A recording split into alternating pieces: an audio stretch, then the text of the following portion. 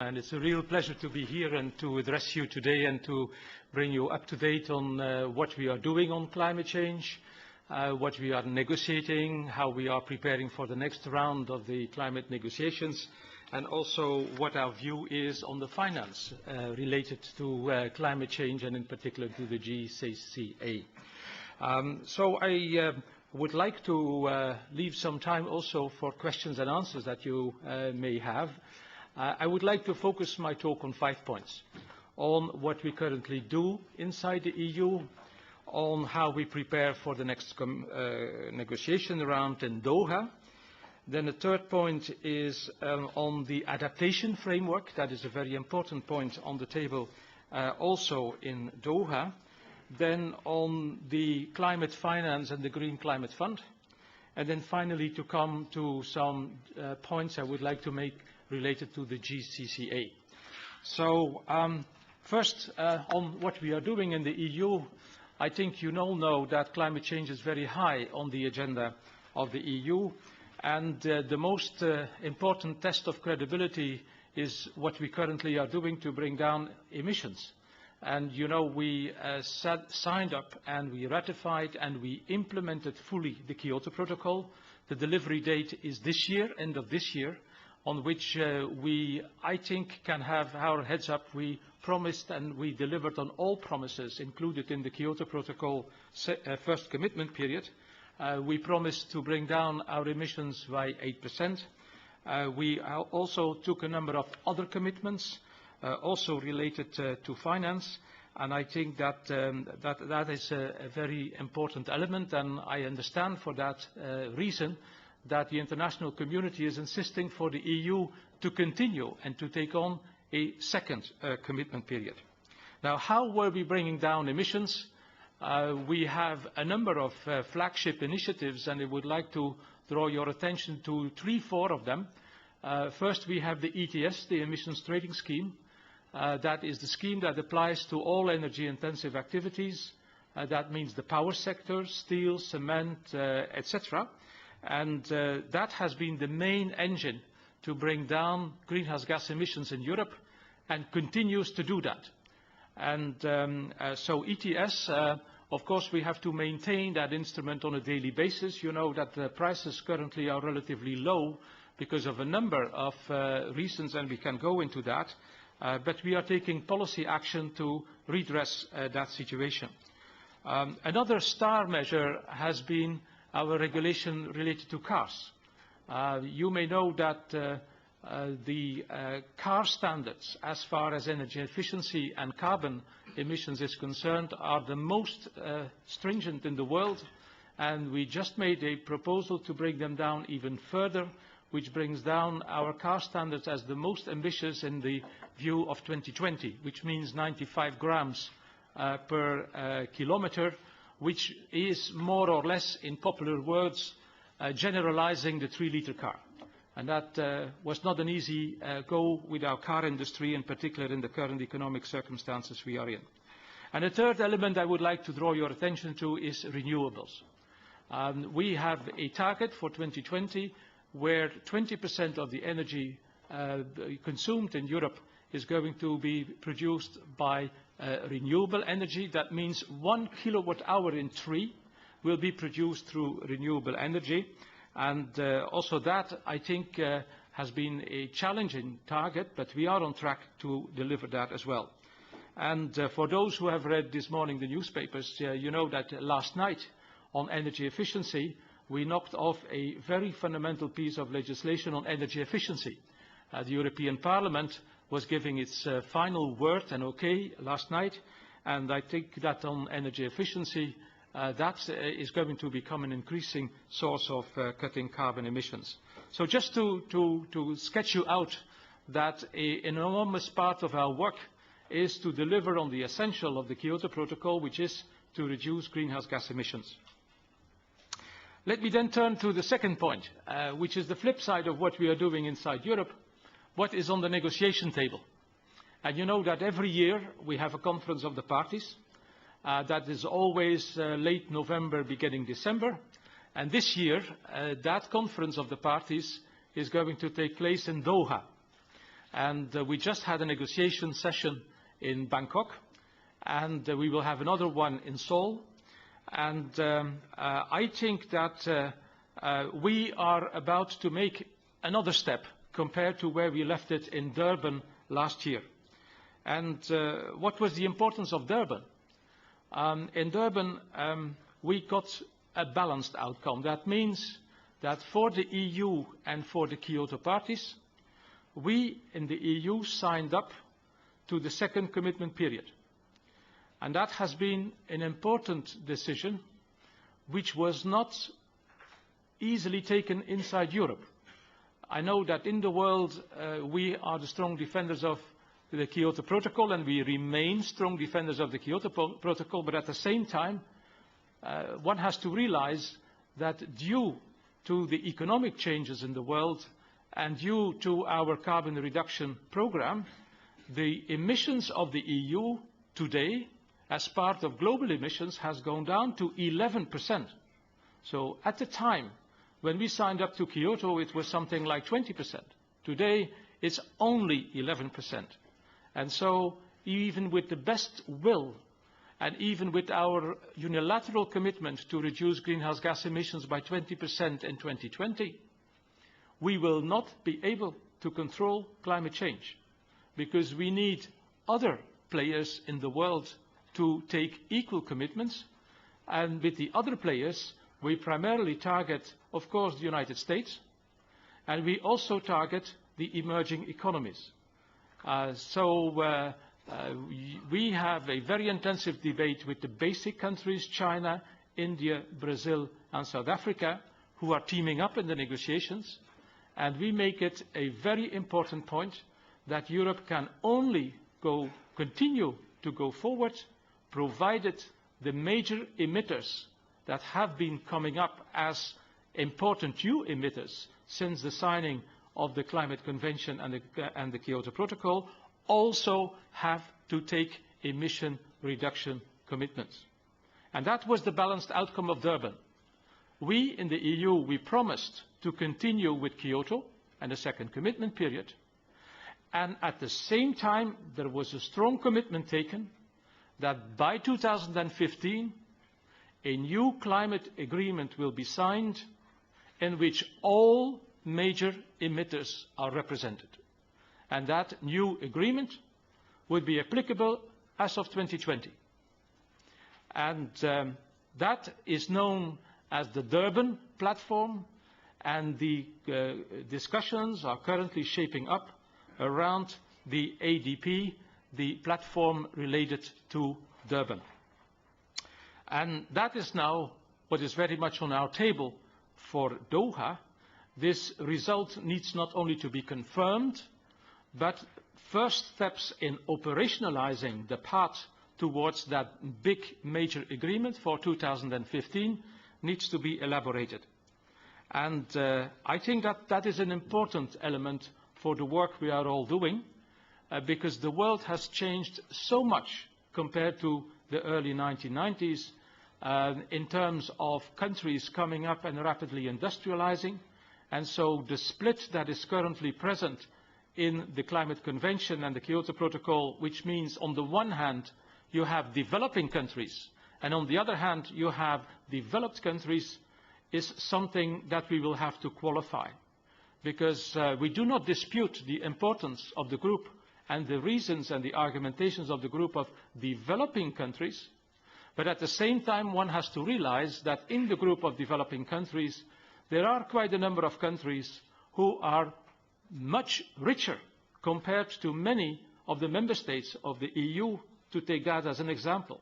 When I compare the income per capita of countries like Singapore, or the Middle East countries, or Chile, or Mexico, or Korea, then that is just an example of how much the world has changed compared to when we were in the beginning of the 1990s.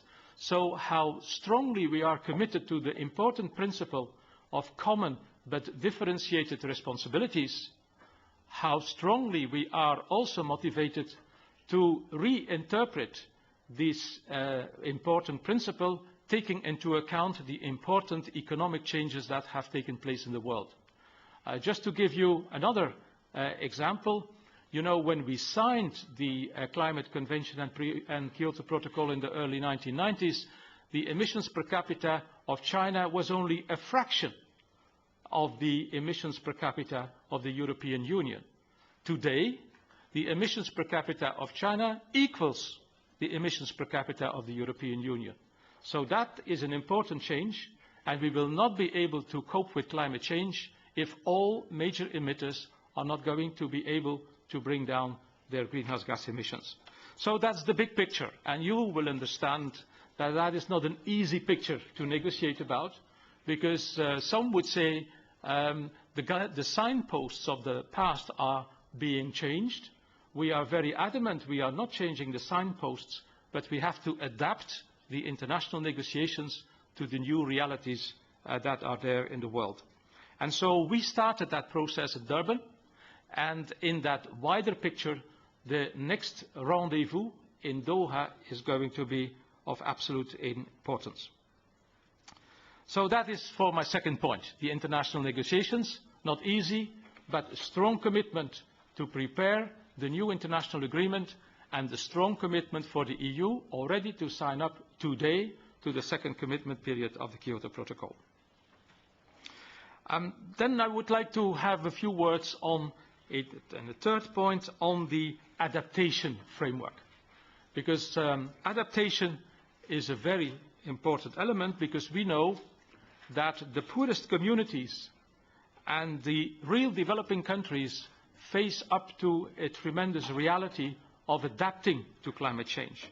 So while we have in the EU also a debate on adaptation, because here the glaciers are melting, the sea level is rising, and we see that already. And we have, besides the adaptation debate, an important mitigation debate. I think, are confronted with an increasing realization that, in particular for poor countries and developing countries, it is an uphill battle to adapt to climate change. And so we are focusing our debates and our attention and aid very much on the least developing countries and the small island development states, the SIDS, because they are really facing an extraordinary challenge related to climate change. Now in Doha, and that will be the subject of a debate, because we think and we hope that in Doha, and with your support, we hope that we will have an agreement in Doha on how to develop national adaptation plans. The modalities, the guidelines, etc. of the national adaptation plans still need to be made. And these national adaptation plans are important for several reasons, because we have to look at adaptation as a programmatic issue, as a long-term issue, as a development issue. So adaptation efforts need to be integrated in the policy plans of the states concerned. And we want to move away from piecemeal action, all too isolated action, more towards a comprehensive policy approach related to adaptation to climate change.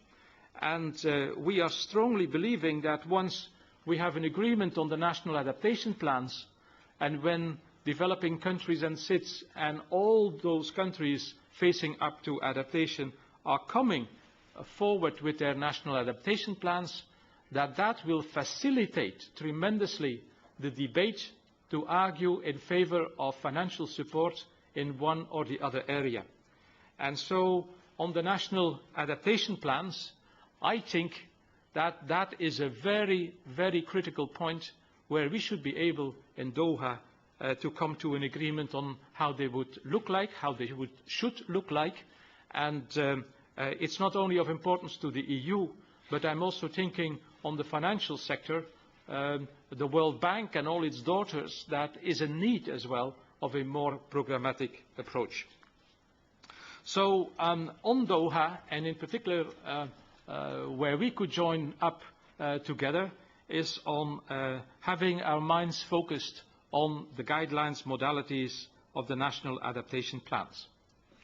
Which brings me to the fourth point.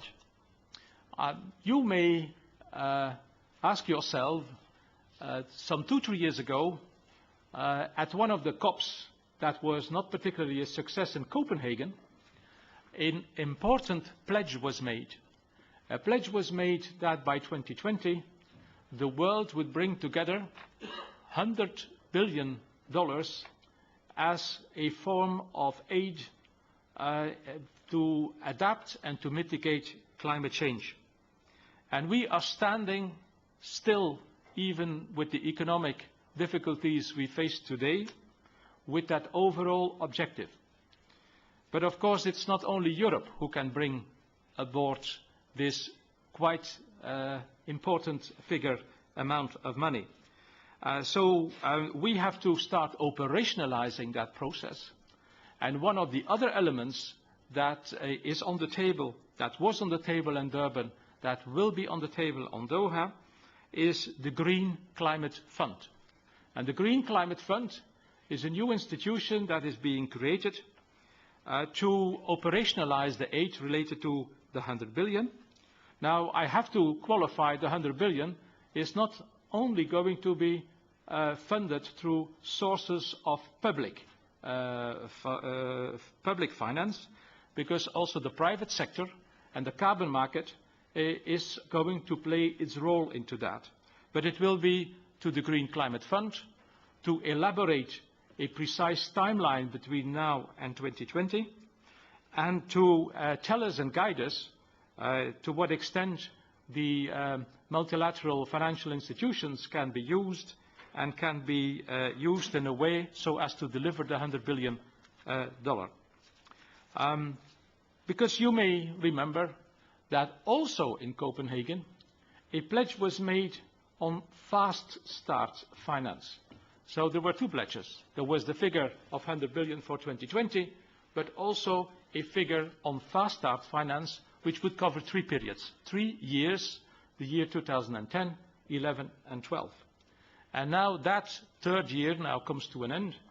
And I'm pleased to tell you that the EU has been sticking to its promise, despite serious financial trouble, of bringing this fast start finance on the table, and the last piece of information is being prepared to bring on the table of Doha.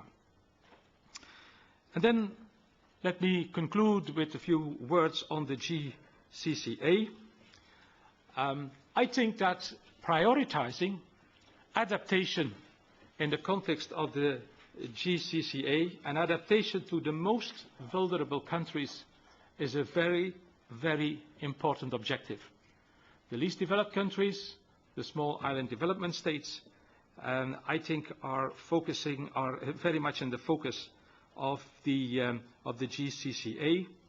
And another important element where the GCCA could play a function towards venturing some new ways that can be important for and informative for the establishment of the Green Climate Fund and its operations is how we can combine different sources of money, how we can leverage different sources of money and finance from the public and the private sector, as well as from the carbon market. And that can happen in many different ways. That can happen as part of the RED+, that can happen as part of the CDM, that can happen as part of strengthening the planning capacities and capabilities, that can happen in the form of strengthening reporting and monitoring requirements that in any case are going to be related to this money. Because I think that one element that I see emerging in the context of climate finance is a strong insistence on delivery. And delivery will have to be proven. And hence the importance of reporting and monitoring, because convincing those to bring the money on the table is only going to happen if, as part of that convincing argument, is going to be that either adaptation to climate change is happening or emissions are going to be brought down. And I think that the monitoring and the reporting is for that reason going to be very important. Of course, climate-related natural disasters are also, and the cluster around that, how can we reduce the risk, how can we limit the impacts of natural disasters, how can we improve our forest management, and things like that are all things which are of absolute importance. So the GCCA, the Fast Start financing and the Green Climate Fund are a nexus of three important elements that are going to grow in importance. But there is one thing that is still on our table in the EU, and that is that as we speak, and in the coming 6 months, we will have a quite intensive political debate between the Member States, the European institutions, the European Parliament, about how to make a decision on the finance of the EU between now and 2020. In our jargon, the MFF, the Multilateral Financial Framework. And we are very committed in the Commission to foresee sufficient and adequate resources for the sake of climate change. Overall, the Commission decided that 20% of the future community budget should be climate related, directly or indirectly, for international and for domestic purposes. But that's an important step. That would mean a quadrupling of the resources available for climate compared to what we were doing in the past. But there will be a very important element, is how we can use this money that in any case is going to be available in more limited amounts that we all would hope for, how we can leverage other financial resources, how we can cluster financial resources from the EU, from different member states of the EU, from different parts of the world, from the financial sector, from the carbon market. I think clustering is going to be of absolute importance, and for a good cluster to bring up the money, you need a good program, you need a good plan, and for that reason I cannot underline strong enough how important in Doha it would be to agree on a national adaptation plan, how to make it, what the constraints and what are the essential elements are going to be. And in that sense, the Doha round is going to be of absolute importance. So I hope to meet with you and with many of you in Doha end of November, first week of December. Thank you very much.